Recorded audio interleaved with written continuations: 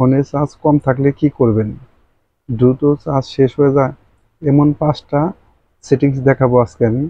এই সেটিংসটা আপনি যদি করে রাখেন তাহলে আপনার ফোনে চার্জ থাকবে 2 গুণ বেশি। ভিডিওটি ফুল দেখবেন, স্কিপ করে দেখবেন না।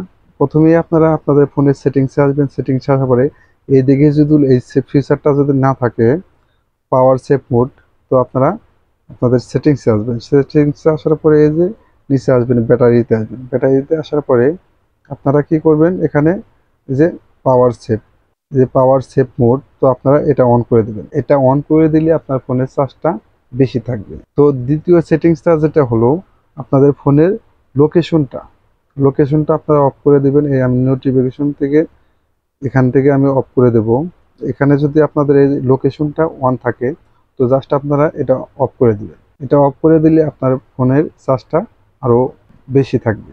তৃতীয় সেটিংসটা যেটা হলো আপনাদের ফোনের সেটিংসে আসবেন। সেটিংসে আসার পরে এখানে আপনারা আপনাদের ফোনের ডিসপ্লেতে আসবেন। তো ডিসপ্লেতে আসবেন আপনারা। ডিসপ্লেতে আসার পরে এই যে লাইট মোড এবং ডার্ক মোড, তো আপনারা কি করবেন, এই যে ডার্ক মোডটা সিলেক্ট করে নেবেন। ডার্ক মোডটা সিলেক্ট করে নিলে আপনাদের অনেকটাই ফোনের চার্জটা বেশি থাকবে। তো চতুর্থ যেটা থাকছে আপনাদের ফোনের অনেক অ্যাপসের অপ্রয়োজনীয় নোটিফিকেশন, এটা জাস্ট আপনারা খালি অফ করে দেবেন নোটিফিকেশনগুলো। তো এই নোটিফিকেশনগুলো অফ করলে অনেক চার্জই বেশি থাকবে। তো পঞ্চম যেটা থাকবে হলো আপনারা কি করেন, আপনাদের ফোনে যখন ডাটা চালু করেন একসাথে ডাটাও চালু করে রাখেন এবং ওয়াইফাইও চালু করে রাখেন।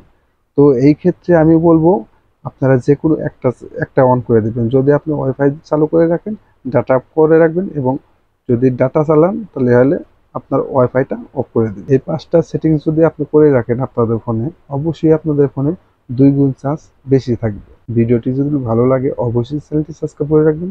দেখা হবে পরবর্তী যে কোনো ভিডিওতে। আল্লাহ হাফেজ।